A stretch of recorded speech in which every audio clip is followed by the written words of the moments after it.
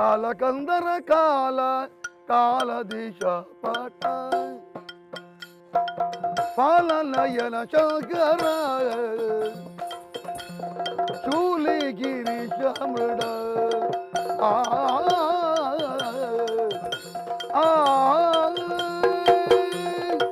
ನಾರಾಯಣ ನಾರಾಯಣ. ನಾರದ ಮಹರ್ಷಿಗಳು ವಂದಿಸಿಕೊಂಡಿದ್ದೇನೆ. ಸ್ವಾಮಿ ಬರಬೇಕು ಬರಬೇಕು ಬರಬೇಕು. ಈ ಯಾವುದೇ ಕಾರ್ಯಕಾರಣಗಳಿಲ್ಲದೆ ಒಂದು ಕ್ಷೇತ್ರದಿಂದ ಮತ್ತೊಂದು ಕ್ಷೇತ್ರಕ್ಕೆ ತಾವು ಹೋಗುವರಲ್ಲ. ಈ ನರಕಾಸುರನ ಈ ಆಸ್ಥಾನಕ್ಕೆ ಬರುವುದಕ್ಕೆ ಕಾರಣ ಏನು ಅಂತ ಹೇಳುವಂತೆ ಅದಕ್ಕೆ ಮಹರ್ಷಿಗಳಿಗೆ ಸರಿಯಾಗಿ ಅರ್ಥೈಸಿಕೊಂಡವನು ಏನಿತ್ತಿ. ಓಹೋ, ಸಕಲ ಲೋಕವನ್ನು ತಿರುಗುವವ ನಾನು. ಓಹೋ, ನಿನ್ನ ಬಗ್ಗೆ ಆಲೋಚಿಸಿ ಇಲ್ಲಿ ಇಳಿದು ಬರಬೇಕಾಯ್ತು. ಯಾಕೆ ಯಾಕೆ ನಿನಗೆ ಒಂದು ಸರಿಯಾದ ದಾರಿಯನ್ನು ತೋರಬೇಕೆಂದು ಮನಗಂಡವನು ನಾನಿದ್ದೇನೆ.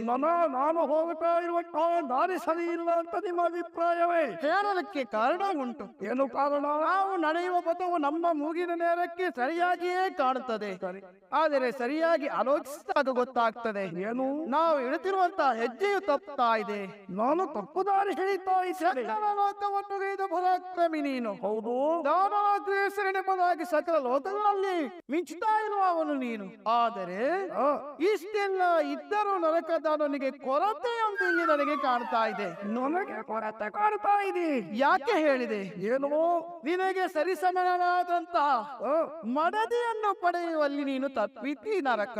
ನನ್ನ ಸೆರೆಮನೆಯಲ್ಲಿ 16 ಸಾಸಿರ ಹೆಣ್ಣು ಮಕ್ಕಳನ್ನು ತಂದಿರಿಸಿದ್ದೇನೆ. ಸರಿಯಾದಂತಹ ಮುಹೂರ್ತವನ್ನು ನೋಡಿ ಅವರನ್ನು ನಾನು ಮದುವೆಯಾಗಲಿದ್ದೇನೆ. ಆಗ ನನ್ನ ಕೊರತೆ ತೆಗೆತದ ಇಲ್ವಾ? 16,008 ಮಂದಿಯನ್ನು ಕರೆದು ತಂದರು. ನೀನು ಒಂದು ಒಬ್ಬಳನ್ನು ಬಿಟ್ಟಿದ್ದಿ. ಇನ್ನು ನೋಡಬಿಟ್ಟೇನು? ದೊಡ್ಡ ದಾನವನಿಗೆ ಸರಿಸಮನದಿರುವವನು ಒಬ್ಬಳು ಮಾತ್ರ ಈ ಜಗದಲ್ಲಿ. ಯಾರು ಇದ್ದಾನೆ? ಒಬ್ಬಳು. ಹೌದೇ? ಬೇರೆ ಯಾರೂ ಅಲ್ಲ. ಮತ್ತೆ ಮೇಲೆ ಒಮ್ಮೆ ನಿನ್ನ ದೃಷ್ಟಿಯನ್ನು ಹಾಯಿಸಬೇಕು. ಮೇಲೆ? ಹೌದು, ಮೇಲೆ ಅಂತ ಹೇಳಿದ್ರೆ ದೇವೇಂದ್ರನ ಬಡದಿ ಸಚಿ ನೀನು ಮದುವೆಯಾಗಬೇಕು. ಆದ್ರೆ ಮಾತ್ರ ನಿನಗೆ ಸ್ವರ್ಗದ ಅಧಿಪತಿ ನೀನೇ ಎಂಬುದಾಗಿ ಆಗ್ತದೆ. ನೋಡು, ಮನ್ವಂತರಗಳಿಗೆ ಒಬ್ಬ ದೇವೇಂದ್ರ ಅವ ಬದಲಾಗ್ತಾ ಇರ್ತಾನೆ. ಹೌದು, ಆದರೆ ಸಚಿದೇವಿ ಒಬ್ಬಳೇ ಇರುವುದು. ಹೌದು, ರಕ್ಕಸ ಕುಲ ಜಾಕೆ. ಹೌದು, ಅಂತಹ ಹೆಣ್ಣು ಹೋಗಿ ಆ ದೇವತೆಗಳಿಗೆ ಸಿಗುವುದ? ಅದಕ್ಕೆ ನಾನೇನು ಮಾಡಬೇಕು? ಹಾಗೆ ಆ ವೈರತ್ವ ಉಂಟು ಹೇಗೋ ಸುರರ ಮೇಲೆ ಸಾಧಿಸ್ಲಿಕ್ಕೆ ಇದೊಂದು ದಾರಿ ಆಗ್ತದೆ. ಹಾಗಾಗಿ ನೀನು ಇಲ್ಲಿ ನಿಲ್ಲುವುದಲ್ಲ, ಮತ್ತೆ ನೀನು ಸಚಿಯನ್ನು ಪಡೆಯಬೇಕು, ಆಕೆಯನ್ನು ವರಿಸಬೇಕು. ಹಾಗಲೇ ನೀನು ಸ್ವರ್ಗವನ್ನು ಗೆದ್ದ.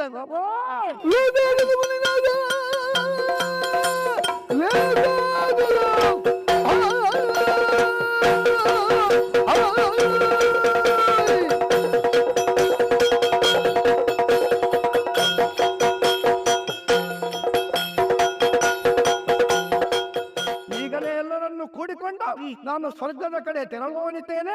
ನೀವು ಕೂಡ ಬರಬೇಕು. ಯಾರು ನೀವು? ನಾನು ಯುದ್ಧಕ್ಕೆಲ್ಲ ಬರುವವನಲ್ಲ. ಮತ್ತೆ ಇನ್ನ ಮದುವೆ ಆದ ಸಮಯದಲ್ಲಿ ನಾನು ಅಲ್ಲಿ ಬಂದಿರ್ತೇನೆ. ಹೌದಾ? ಈಗ ನೀನು ತಡ ಮಾಡುವುದಲ್ಲ.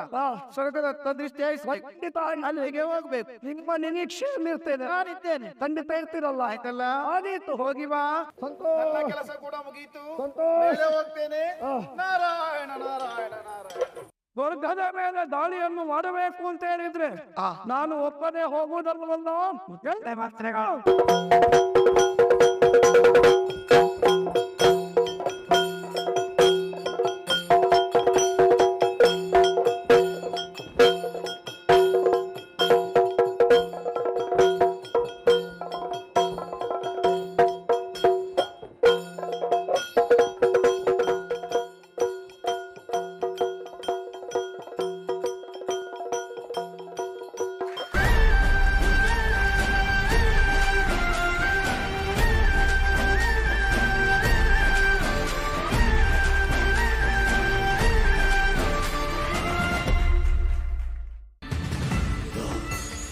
ಸಿಟಿಯಲ್ಲಿ ಕೆಲಸ ಮಾಡಿ ಅದರಲ್ಲಿ ಬಂದಿರುವಂತಹ ದುಡ್ಡಿನಿಂದ ಈ ಶಾಲೆಯನ್ನು ನಡೆಸ್ಕೊಂಡು ಬರ್ತಾ ಇದ್ದಾಳೆ.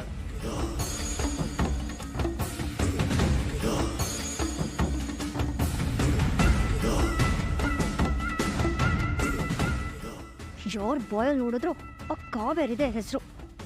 ಒಣಗ್ ಎಲ್ರಿಗೂ ಮ್ಯಾಜಿಕ್ ಮಾಡಿದಾಳ. ಬೇರೆಯವ್ರು ಹಾಳಾಗೋಗಿ ಅಗಸ್ತ್ಯ ಅವನನ್ನು ಕಾವೇರಿ ಕಾವೇರಿ ಅಂತಾನೆ ಅಂತಿರ್ತಾನೆ. ಇದನ್ನೆಲ್ಲ ನೋಡ್ಕೊಂಡು ನಾನು ಸುಮ್ಮನೆ ಇರಕ್ಕಾಗಲ್ಲ, ಏನಾದ್ರೂ ಮಾಡ್ಲೇಬೇಕು.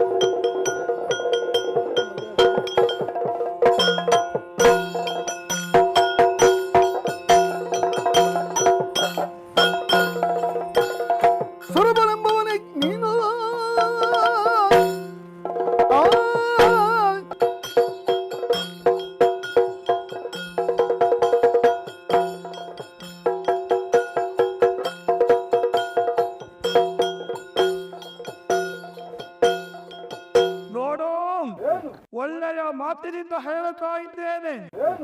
100 ಯಾಗಗಳನ್ನು ಮಾಡಿ ಪಡೆದಂತಹ ಈ ಸ್ವರ್ಗವನ್ನು ಶಕ್ತಿಯ ಮೂಲಕವಾಗಿ ಪಡೆಯುವುದಕ್ಕೆ ಬಂದಿದ್ದೇನೆ.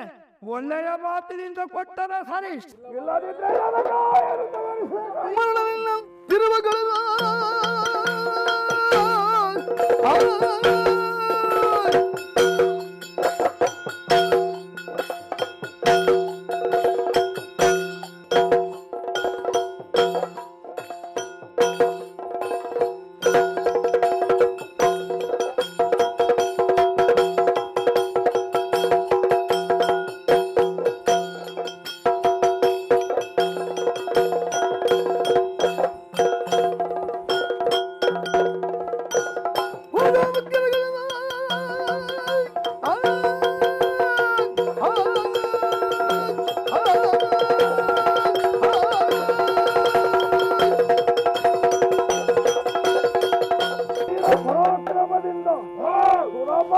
ಹೊರಗಡಿಸಿದ್ದೇವೆ.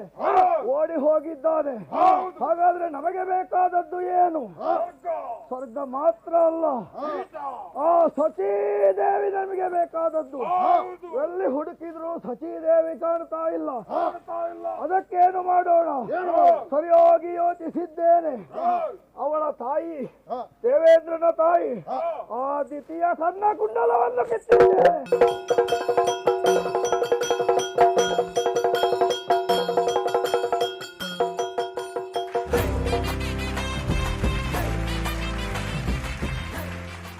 ನನ್ನಯ ಜೀವನದಲ್ಲಿ ಇದ್ದಂತಹ ಸ್ವರ್ಗದ ಗದ್ದುಗೆ ಇಂದಿನ ಸಂದರ್ಭಕ್ಕೆ ಎಲ್ಲವನ್ನು ಕಳೆದುಕೊಂಡು ಬಿಟ್ಟಿದ್ದೆ. ಯಾಕೆ ಹೇಗಾಯಿತು ಎಂದು ಆಲೋಚನೆ ಮಾಡಿದರೆ ಬಂದಂತಹ ದುರುಳನಿಂದ ಸ್ವರ್ಗವನ್ನು ಈ ಸಂದರ್ಭಕ್ಕೆ ಕಳೆದುಕೊಳ್ಳಬೇಕಾಗಿ ಹೋಯಿತಲ್ವೇ? ಅಷ್ಟು ಮಾತ್ರವಲ್ಲ, ನನ್ನದಾದಂತಹ ತಾಯಿಯ ಕರ್ಣ ಕುಂಡಲಗಳನ್ನೇ ಕಿತ್ತು ಒಯ್ದನೆ ಅನರ್ಥವಾಗಿ ಹೋಯಿತೆ. ನನ್ನಯ ಈ ಚಿಂತೆಯನ್ನು, ಈ ವಿಚಾರವನ್ನು ಯಾರಲ್ಲಾರು ಹೋಲಿ ಇತ್ತ ಕಡೆ ನೋಡಬಾರದೆ. ದೇವತೆಗಳೆಲ್ಲರೂ ಕೂಡ ಚದುರಿ ದಿಕ್ಕುಪಾರಾಗಿ ಓಡಿ ಹೋಗಿದ್ದಾರೆ. ಮರಳಿ ಕರೆಯುವುದುಂಟೆ ಅವರನ್ನು? ಅಲ್ಲ, ನನ್ನಯ ಈ ಮುಖವನ್ನು ಅವರಿಗೆ ಮತ್ತೊಮ್ಮೆ ತೋರಿಸಲು ಸಾಧ್ಯವೇ? ಇಲ್ಲವಲ್ಲ. ಏನ ಮಾಡಲಿ? ಅಯ್ಯೋ ದೇವ, ಆಲೋಚನೆಯನ್ನು ಮಾಡುತ್ತಾ ಇದ್ದಂತಹ ಸಂದರ್ಭಕ್ಕೆ ನನ್ನಯ ಪಾಲಿಗೆ ಒಬ್ಬನೇ ಇರುವವನು, ಆ ವೈಕುಂಠವಾಸಿಯಾದಂತಹ ಹರಿ, ಆತನ ಬಳಿಗೆ ಹೋಗಬೇಕೆ? ಏನಿದು? ವೈಕುಂಠವಾಸಿಯಾದಂತಹ ಹರಿಯು ಈ ಸಂದರ್ಭಕ್ಕೆ ಎಲ್ಲಿದ್ದಾನೆ? ನನ್ನದಾದಂತಹ ಸಂಕಟವನ್ನು ಮಾತಾಡಿ ಹೇಳಬೇಕಾದ್ರೆ ವೈಕುಂಠಕ್ಕೆ ಹೋದರೆ ಸಲ್ಲದು. ಯಾಕೆ? ಈ ಸಂದರ್ಭಕ್ಕೆ ಹರಿಯು ಇರುವುದು ಎಲ್ಲಿ? ದ್ವಾಪರ ಯುಗವಲ್ವೇ ಇದು? ಈ ದ್ವಾಪರ ಯುಗದಲ್ಲಿ ದುಷ್ಟರನ್ನು ಶಿಕ್ಷಿಸುವುದಕ್ಕೆ ಬೇಕಾಗಿ ಹರಿಯು ಶ್ರೀಕೃಷ್ಣನಾಗಿ ಜನ್ಮವೆತ್ತಲಿಲ್ಲವೇ? ಅದಕ್ಕಾಗಿ ಹರಿಯನ್ನು ಕಾಣಬೇಕಾದ್ರೆ ವೈಕುಂಠ ಅಲ್ಲ, ನೇರವಾಗಿ ಹೋಗಬೇಕಾದದ್ದು ಭೂಲೋಕಕ್ಕೆ. ಅಂದರೆ ಆತನಿರುವ ಕಡೆಗೆ ತಡ ಮಾಡುವುದು ಸರಿಯಲ್ಲ. ಆತನನ್ನು ಧ್ಯಾನಿಸಿಕೊಂಡು ಮುನ್ನಡೆಯುತ್ತೇನೆ. ಅಚ್ಯುತ, ಕೇಶವ, ಅನಂತ, ಎಲ್ಲಿದ್ದೀ ತಂದೆ?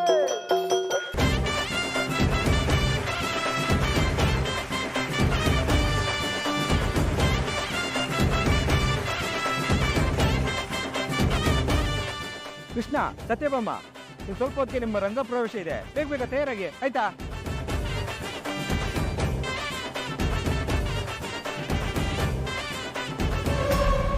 ಎಕ್ಸ್ಕ್ಯೂಸ್ ಮೀ, ನಿಮ್ಮಿಬ್ಬರ ಹತ್ರ ಸ್ವಲ್ಪ ಮಾತಾಡಬೇಕು, ಬರ್ತೀರಾ? ಯಾರು ನೀವು? ನಾನು ಹೇಳ್ತೀನಿ, ಬನ್ನಿ ಪ್ಲೀಸ್.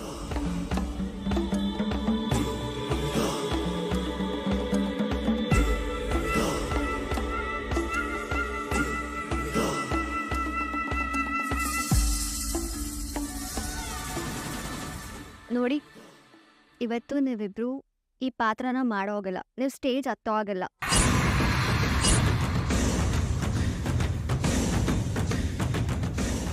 ನಾವು ಹೋಗಲ್ವಾ? ಯಾರು ಹೇಳಿದ್ದು? ನಾವು ಹೋಗ್ತಿದ್ದೀವಲ್ಲ. ನೋಡಿ, ಸುಮ್ಮನೆ ನಾನು ಹೇಳೋ ಮಾತನ್ನ ಕೇಳಿ. ನಿಮಗೆ ಎಷ್ಟು ದುಡ್ಡು ಬೇಕೋ ನಾನು ಅಷ್ಟು ಕೊಡ್ತೀನಿ. ಇವತ್ತು ನೀವು ಈ ಪಾತ್ರ ಮಾಡೋ ಆಗಲ್ಲ.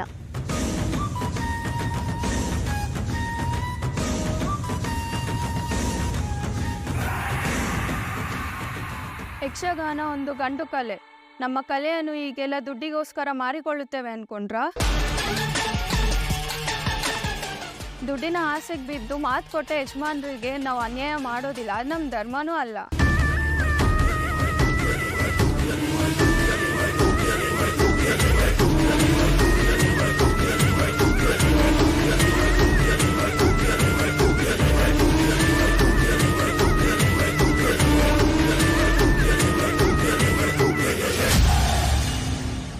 ಏನ್ರೋ ಕೆಲಸ ಆಯ್ತಾ?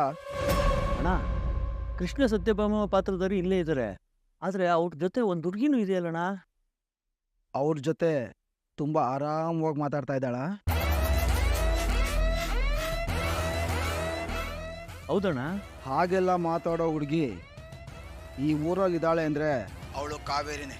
ಆ ಇಬ್ರು ಜೊತೆ ಅವಳನ್ನು ಎತ್ತಾಕೊಂಬಂದ್ರು. ಆಯ್ತಣ್ಣ, 5 ನಿಮಿಷ ಅವ್ರನ್ನೆಲ್ಲ ಎತ್ತಾಕೊಂಬರ್ತೀನಿ.